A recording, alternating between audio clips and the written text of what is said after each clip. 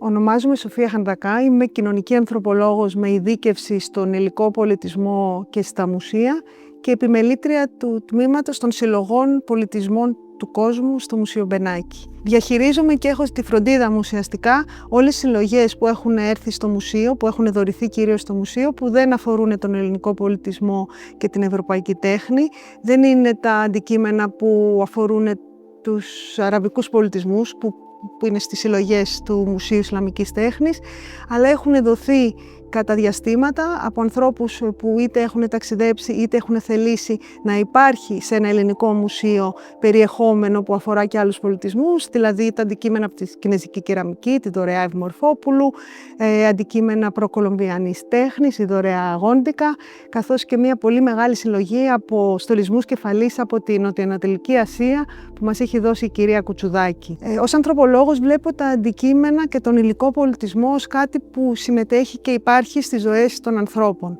Με αυτό το σκεπτικό λοιπόν θεωρώ ότι ο ρόλος μου και η ευθύνη μου απέναντι στην κοινωνία ως επιμελήτριας είναι να μπορώ να φέρνω σε επαφή τους ανθρώπους με τα αντικείμενα.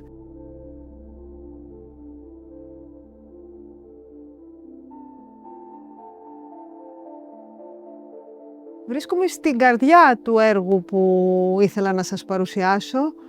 Όταν μας ήρθε στο Μουσείο Μπενάκη η δωρεά του Τζον Φίλιψον με 150 αντικείμενα αφρικανικής τέχνης, τα οποία κυρίως προέρχονται από το Καμερούν, την Νιγηρία και την Κένια, αυτό που σκέφτηκα εξ αρχής είναι πώς με αυτά τα αντικείμενα θα μπορέσω να έρθω σε επαφή, να έρθω σε επικοινωνία, να γνωρίσω τις κοινότητες της Αφροδιασποράς της Αθήνας. Έτσι ξεκινήσαμε ένα ταξίδι. Λεγόταν το project, το έργο Αφρικανισμοί, εδώ και 3-4 χρόνια που έχει ξεκινήσει, σε συνεργασία με μια grassroots οργάνωση, ένα μη κερδοσκοπικό οργανισμό που λέγεται Ανάσα Cultural Center, πολιτιστικό κέντρο Ανάσα, να δημιουργήσουμε σιγά σιγά σχέσεις εμπιστοσύνης και ομάδες ανθρώπων με τους οποίους θα μπορούσαμε να επεξεργαστούμε αυτό το υλικό.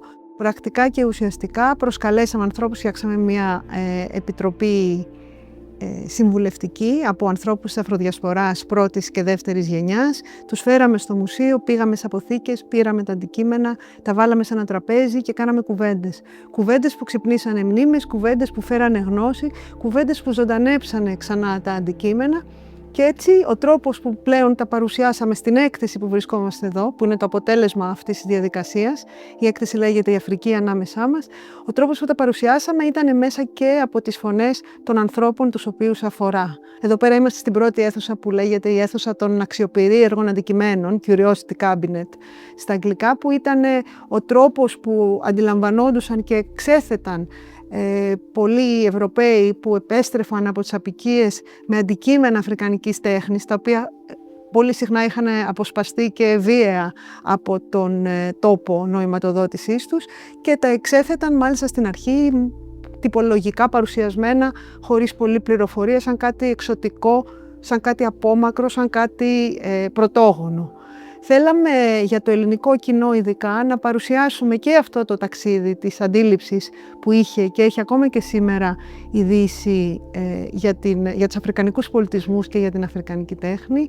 Το ταξίδι και το ιστορικό της εκμετάλλευσης ουσιαστικά πάρα πολλών χωρών και ανθρώπων της Αφρικής, όλη τη συζήτηση γύρω από την αποικιοκρατία και βέβαια να το φέρουμε στο σήμερα στην αποικιοποίηση πολλών αφρικανικών κρατών και στην ακόμα πολύ στενή σχέση ή μάλλον δέσμευση ή μάλλον εκμετάλλευση ουσιαστικά που υφίστανται ακόμα από τη Δύση. Η Αφρική ανάμεσά μας λοιπόν είναι μια έκθεση που χρησιμοποιεί τα αντικείμενα της συλλογής του Μουσείου Μπενάκη, έχει όμως απολύτως κέντρο τον άνθρωπο.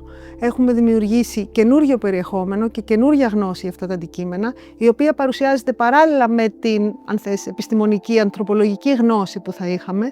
Δηλαδή μπορεί μία μάσκα να την παρουσιάζουμε και να λέμε κάποιες πληροφορίες για τα στοιχεία που γνωρίζουμε, τα ιστορικά στοιχεία, αλλά παράλληλα όταν την έχει επιλέξει κάποιος από τους ανθρώπους της κοινότητας με τους οποίους συνεργαστήκαμε, όπως παρουσιάζεται στην επόμενη αίθουσα, λέει και συζητάει με αφορμή αυτό το αντικείμενο στοιχεία που έχουν να κάνουν με τον πολιτισμό του, με τα βιώματά του και με τις μνήμες του. Αυτό το εγχείρημα, το επιμελητικό του συνσχεδιασμού, όπως λέμε, είναι πρώτη φορά που επιχειρείται σε ένα ελληνικό μουσείο. Είναι ουσιαστικά ένας τρόπος να δημιουργήσεις μια έκθεση, όπως λέμε, από, για και μαζί με τις αφροδιασπορικές κοινότητες της Ελλάδος. Η έκθεση είναι αμφίδρομη. Εδώ πέρα είμαστε στην πρώτη μεριά που λέμε ότι ξεκινάει από τα αντικείμενα και καταλήγει στους ανθρώπους. Αν κάποιος τη διάβαζε από την άλλη είσοδο θα ξεκινούσε από τους ανθρώπους. Και εκεί πέρα είναι το στοιχείο που αφορά ακόμα περισσότερο εμάς να περάσουμε ως μήνυμα για το πώς η Ελλάδα πλέον γίνεται μια χώρα υποδοχής μεταναστών, γίνεται μια χώρα και μια κοινωνία πολυπολιτισμική και πώς μπορούμε να δούμε και να γνωρίσουμε ανθρώπους ανάμεσά μας που προέρχονται από διαφορετικά μέρη του κόσμου. Και δεν μιλάμε μόνο για αφρικανικές χώρες, μιλάμε και για χώρες της Ασίας και για άλλες χώρες της Ευρώπης.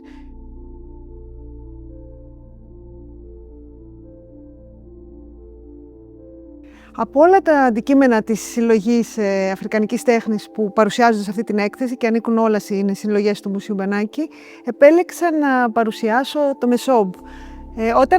Όταν μαζεύαμε το υλικό και κάναμε τις συνεντεύξεις στους ανθρώπους των οποίων οι ιστορίες παρουσιάζονται σε αυτό το χώρο, στην κεντρική πλατεία όπως λέμε, και άκουσα και κατάλαβα τη σημασία που έχει το Μεσόμπ για τους πολιτισμούς της Αιθιοπίας, θέλησα να υπάρξει και να παραμείνει στις συλλογές του Μουσείου Μπενάκη ένα τέτοιο αντικείμενο. Όπως και έγινε, οπότε πλέον το Μεσόμπ και με το τέλος της έκθεσης θα υπάρχει και θα παραμείνει συλλογές του Μουσείου Μπενάκη ως ένα δείγμα ζωντανών πολιτισμών, όπως λέμε, ως ένα δείγμα υλικού πολιτισμού, ένα αντικείμενο το οποίο έχει μεγάλη αξία ιστορική και ανθρωπολογική και χρησιμοποιείται ακόμα και σήμερα.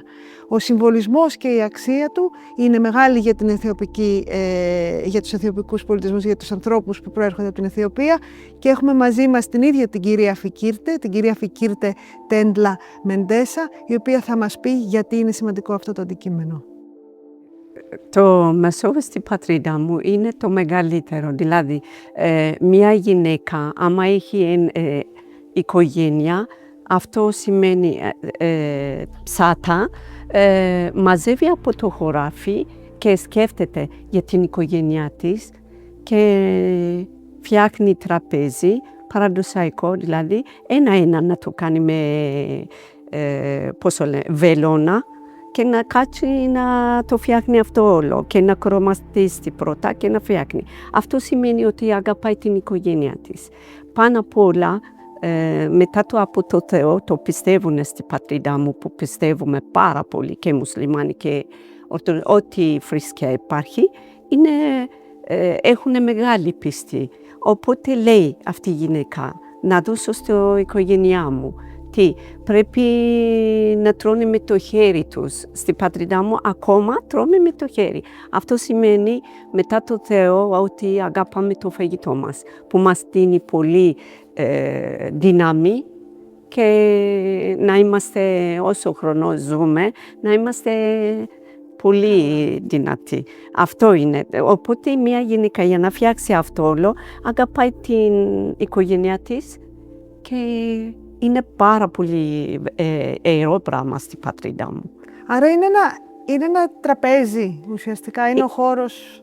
Είναι τραπέζι, υπάρχει όμως όταν φτιάχνει πίτες, υπάρχει αλλιώτικα που το λένε μέσο πάλι, που κρατάει τον ιντζέρα για 3-4 μέρες, πάλι ακόμα πριν να φτιάξει, το κρατάει. Και εκείνο που το λέμε είναι μεσό. Και αυτό είναι μεσό, σαν τραπέζι. Και το άλλο που φυλάς είναι μεσό. Και αυτό είναι μεσό, όλα είναι μεσό. Είναι μεγάλη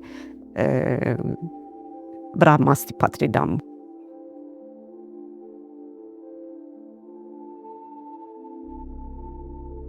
Η Αθήνα, την οποία γνωρίζω καλύτερα, αλλά φαντάζομαι και άλλες μεγάλες πόλεις της Ελλάδας, σιγά σιγά και όλο και περισσότερο, κρύβει έναν πλούτο, ένα θησαυρό πολιτισμών διαφορετικών, είτε αφορά το φαγητό, είτε αφορά τις γειτονιές, είτε αφορά τη μουσική, είτε αφορά την θρησκεία και τις εκκλησίες, είτε αφορά την ζωγραφική και τα γκραφίτι.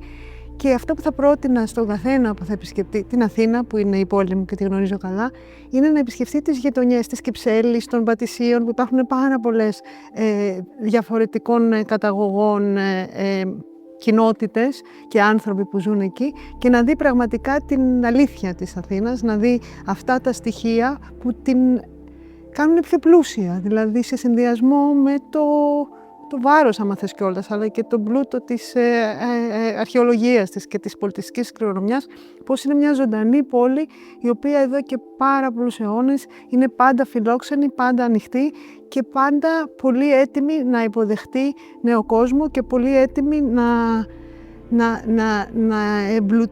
να ανοίξει ουσιαστικά τα μάτια όλων που την επισκέπτονται, πέραν από την εικόνα που μπορεί να έχει πολύ συχνά σαν μια πόλη που φιλοξενεί τον Παρθενώνα και έτσι μεγάλα μνημεία της αρχαιολογίας. Θέλω να πω ότι η Κυψέλη ειδικά είναι μια περιοχή της Αθήνας η οποία ανέκαθεν φιλοξενούσε νεόφερτους. Και όταν γινόταν η εσωτερική μετανάστευση στην Ελλάδα, στα μέσα του 20ου αιώνα, οι άνθρωποι εσωτερικής μετανάστευσης ερχόντουσαν και η Κυψέλη ήταν και πάλι μια γειτονιά, μια περιοχή που υποδεχόταν τους νεόφερτους. Είναι λοιπόν ένα θησαυρός από διαφορετικότητα, αν θέλετε, και σας συνιστώ ανεπιφύλακτα να την επισκεφτείτε.